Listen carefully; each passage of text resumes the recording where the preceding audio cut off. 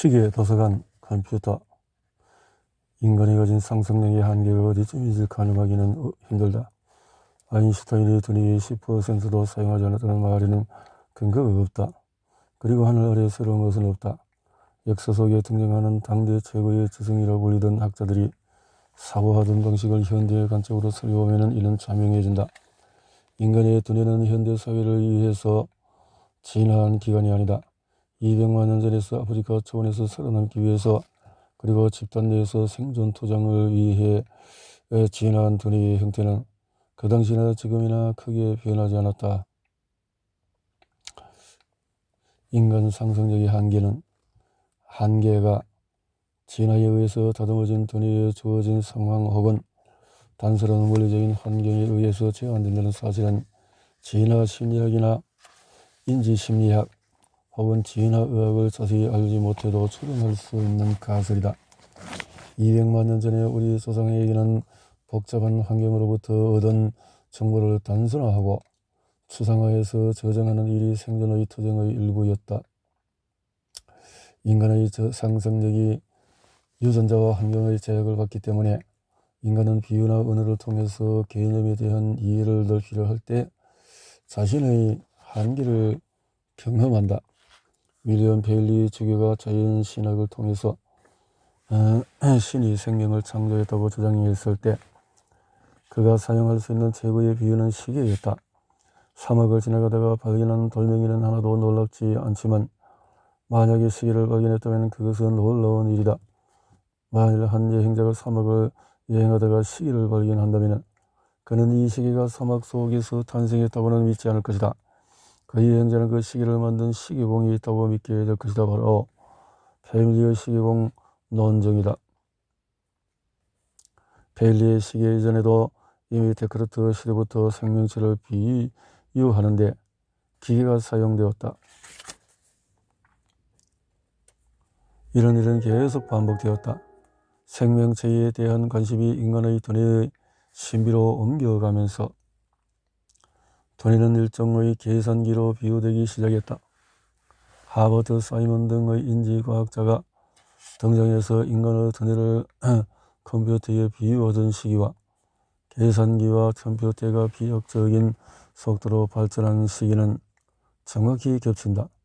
결국 인간의 마음이 도구를 만들고 그 도구가 다시 인간의 마음을 제한하는 역사가 반복되고 있는 셈이다.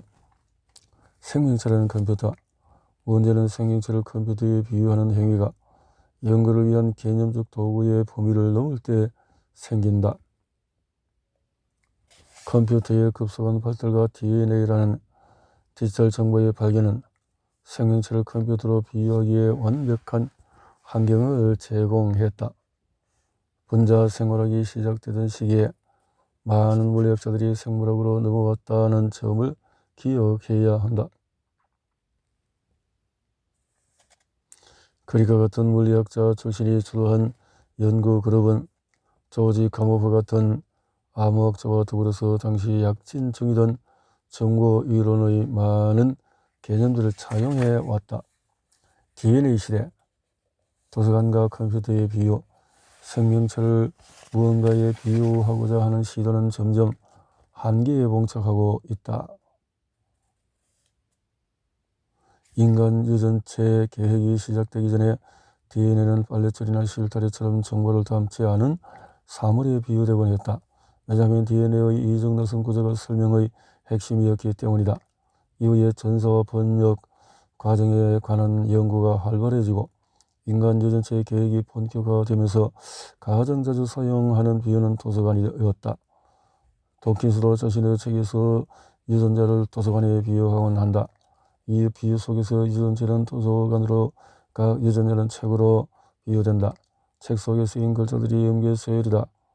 도서관 비유는 DNA가 분자 생물학의 주인공으로 활약하던 지난 50년간 그 역할을 다했다.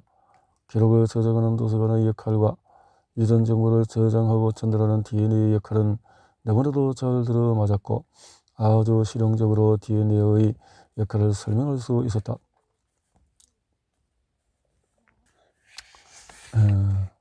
새로운 비유를 기다리며 시간이 흘러갈 때마다 도서관의 비유만으로는 모든 설명하기 힘든 현대 생물학의 개념을 쉽게 이해할 수 있게 도와줄 비유를 찾기 위해 노력하고 있다.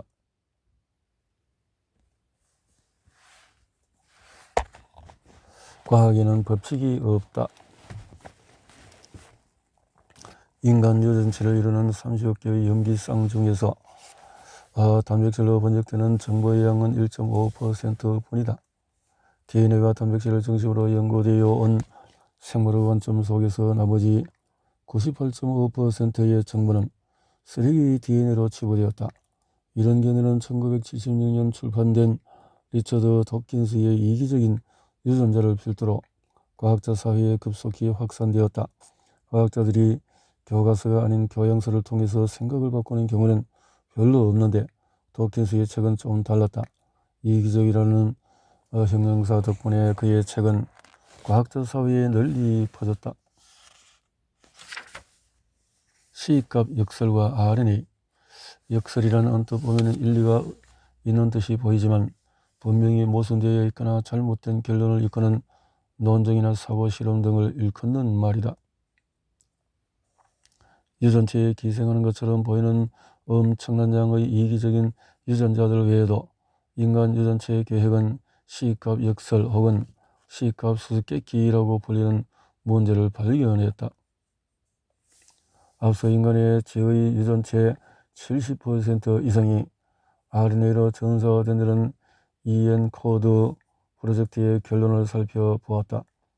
앞에서 언급된 C값 역설과 이 사실을 병합하면 반복 서열의 존재 이유를 추론해 볼 수가 있다.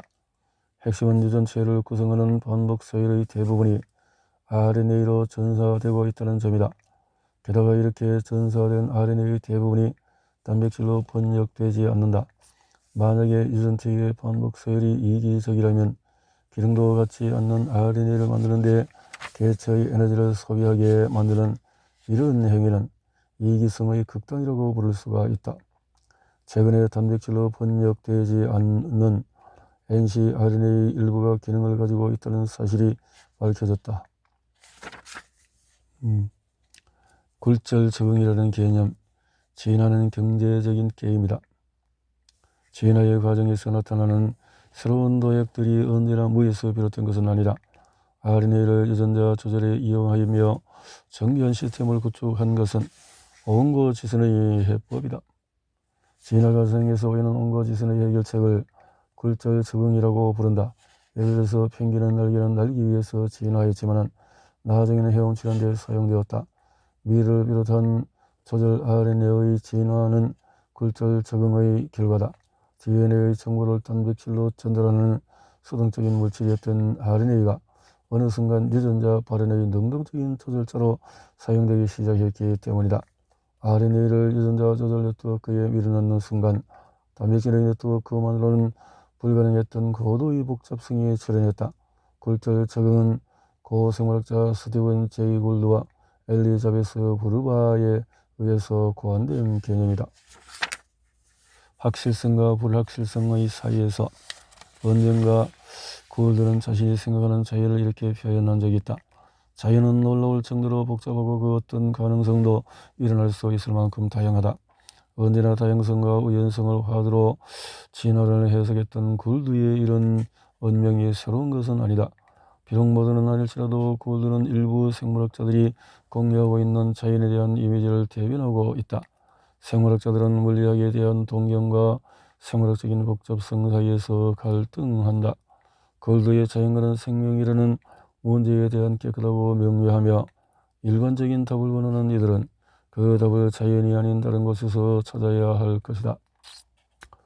도킨스가 유전체의 엄청난 부위를 점유하고 있는 반복적인 염기 서열이 이기적인 유전자일 것이라고 선언했을 때 골드는 나는 모든 반복적인 염기 서열이 이기적이라고 믿지 않는다라고 선언했다. 일본의 분자 생물학자들이 반복적인 염기 서열을 적응주의적인 관점에서 해석하려고 했을 때 그는 나는 이런 적응주의적인 설명이 모든 반복적 염기 서열의 존재를 설명할 수 있다고 생각하지 않는다. 법칙 없는 과학. 모든을 지운다는 의미는 생물학에서 법칙을 지운다는 뜻이다. 그들은 초질간 생물학에는 법칙이 존재하지 않는다고 주장한 생물학자다. 반복적인 염기 사이의 존재는 모든 방향에서 연구될 수 있다. 과학자는 어떤 태도로 자연을 대해야 하는가? 적응주의, 아답테이셔널리즘라는 말에는 오해의 소지가 다분하다. 골드가 비판하는 것처럼 극단적인 적응주의자는 존재하지 않기 때문이다. 골드가 적응주의라는 이름으로 비판했던 태도는 진화의 역사 속에서 전체적인 결과를 분석하려는 노력을 포기하고 모든 표현형들을 적응이라는 하나의 편협한 관점으로 바라보는 데 안주하던 학자들의 아니함이었다. 그가 1979년 유전학자 리처드 르원팅과 함께 발표한 저 유명한 스펜들 논문은 반대편 학자들에게도 받아들여질 만한 발언들로 가득 차 있음에도 불구하고 특유의 급진적인 방식 때문에 갈등이 일어났다. 적응주의는 그에 대한 비판을 통해서 명확히 이해될 수가 있다. 적응주의자라고 해서 항상 모든 진화적인 형질이 부산물일 가능성을 배제하는 것은 아니다. 그들이 적응주의자라고 비판받았던 것은 적응에 의한 결과를 연구하는 것이 쉽고 효율적이기 때문이다. 특히 다윈의 자연선택을 최고의 메커니즘으로 여기는 학문적인 풍토에서 적응주의적인 사고는 필연적인 측면이 있다. 하지만 이미 다윈도 인지했듯이 생물의 많은 형질은 적응만으로는 설명하기 힘든 측면이 있다. 문제는 과학자들이 주어진 상황에서 가장 설명하기 쉬운 것들에 천착한다는 데에 있다.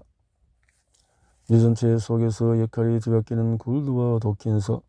그래도 이런 논쟁의 과정에서 굴절 적응이라는 개념이 탄생한 것은 생산적인 일이다.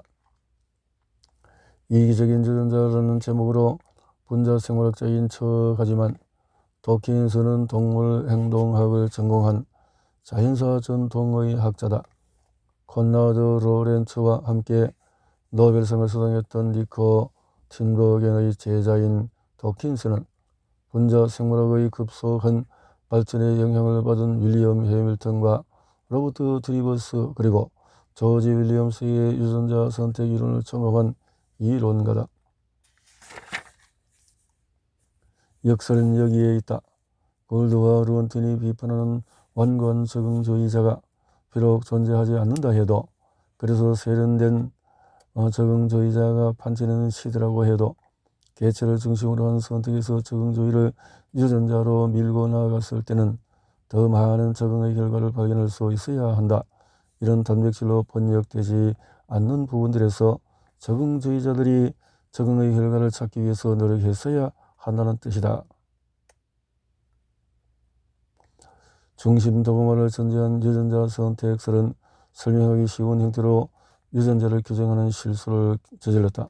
게다가 유전체에 누적되는 대부분의 돌연변이가 중립적이라는 기문의 정설도 이들의 선택에 영향을 미쳤을 것이다.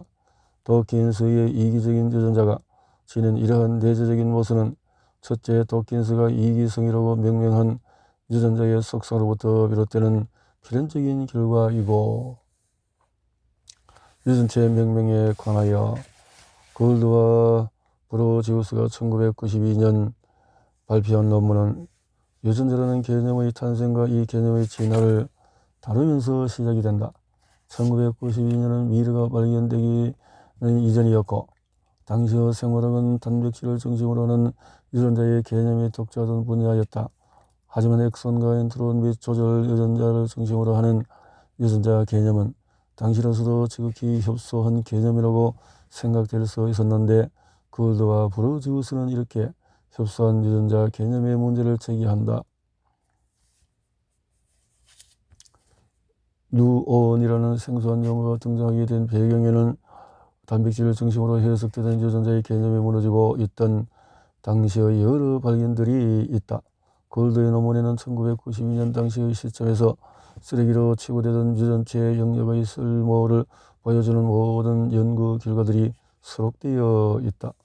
특히 역전사에 의해서 RNA가 DNA로 구성된 유전체의 새로운 레포토리를 제공할 수도 있다는 기존 연구들은 유전자를 단순히 DNA에 한정되는 개념으로 묶는 것이 어쩌면 불가능할 수도 있다는 문제의식의 배경이 된다.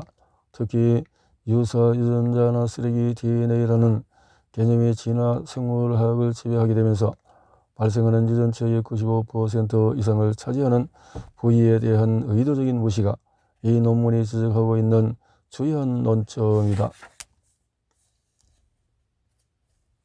고울드는 다재다능한 과학자였다. 그렇게 관심사가 넓었던 과학자가 다양한 학자들과 짝을 이루며 여러 분야를 넘나들었다는 것은 놀라운 일이 아니다. 그는 유전학자가 르원틴과 함께 스펜드럴 논문을, 브루바와 함께 굴절 적응에 관한 논문을 썼다. 이언덕의 도킨스, 키너브, 굴드. 실상 도킨스와 굴드를 대비하는 것은 그다지 적절한 일이 아니다. 물론 둘 다 대중적인 작가로 유명하지만 굴드는 죽을 때까지 학자로 살았던 반면에 도킨스는 학자가 아니라 서성가로 살아가고 있기 때문이다. 도킨스와 같은 과학자가 필요하다는 점은 인정한다. 하지만 그런 과학자만 있어서는 안 된다. 과학의 지속적인 발전에 끊임없는 관심을 가지고 이를 종합해 나가려 했던 굴드에게서 과학자로서 배울 점이 더 많다. 생명은 단 하나의 원리에 기속되지 않는다는 굴드의 관점은 이론은 과학을 지배하는 것이 아니라 언제나 측정량에 의해서 제한받아야 한다는 소박한 과학의 상식을 지켜나간 과학자의 삶의 태도이다. 종교의 집에서 벗어나야 한다고 독수를 내뿜는 도킨스가 스스로의 이론에 갇혀서 이제 오히려 그에게서 과학자의 모습을 찾아보기 힘들다는 것은 아이러니이다. 그래요.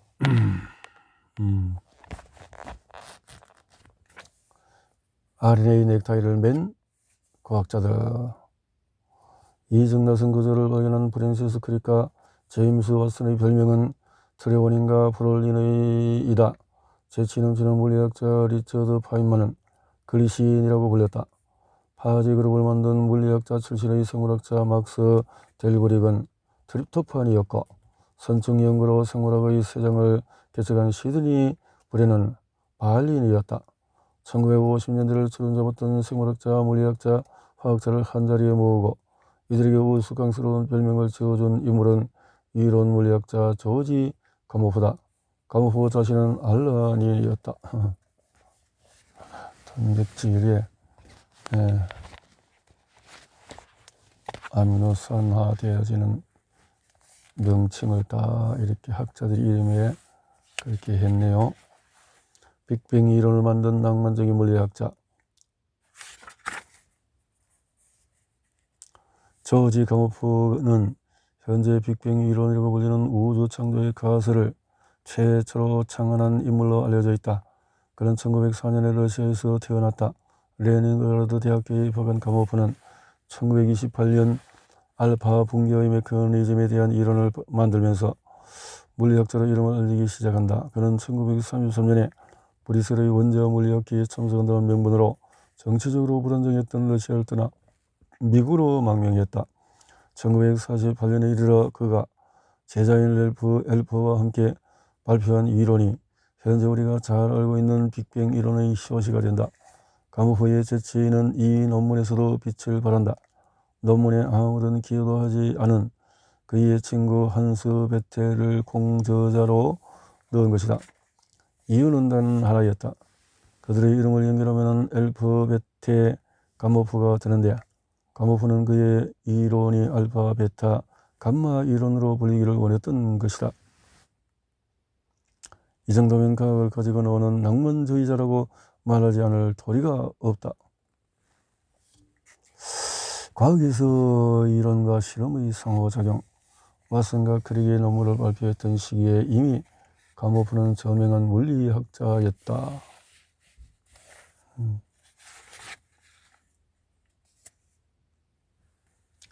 유전암호의 해독 과정은 과학에서 이론과 실험이 어떻게 작동하는지에 대한 아주 좋은 예이다. 특히 이론이 일정의 지침서 기능을 하고 다시 실험이 이론의 수정을 요구하는 식의 상호작용을 알 수가 있다. 4개의 염기와 20개의 아미노산이라는 단순한 사실로부터 엄청난 이론과 가설들이 등장했다는 말은 측정량과 이론이 연결되는 방식이 다양할 수 있음을 반증한다. 술 마시는 과학자들 그리고 한국의 과학문화, 가모프의 암호 이론이 흥미로운 것은 사실이지만 사실 더욱 흥미로운 것은 가모프가 RNA 타이 클럽을 이끌어낸 방식이다. 가모프는 어떤 정형화된 세미나를 통해서 클럽을 운영하지 않았다. 한국의 근위적이고 유교적인 문화에서는 상상하기 어렵겠지만 가모프는 클럽의 멤버들을 모아놓고 테이블에 둘러앉아서 시거를 입에 물고 보드카를 마시며 카드를 치면서 유자나무의 해독을 논의했다. 어찌 보면 과학자들끼리 모여서 논다고 비난받을 수도 있는 일이었지만 생물학의 운명을 바꾼 두 과학자가 나온 서구에서는 그런 낭만이 허용이 되었다.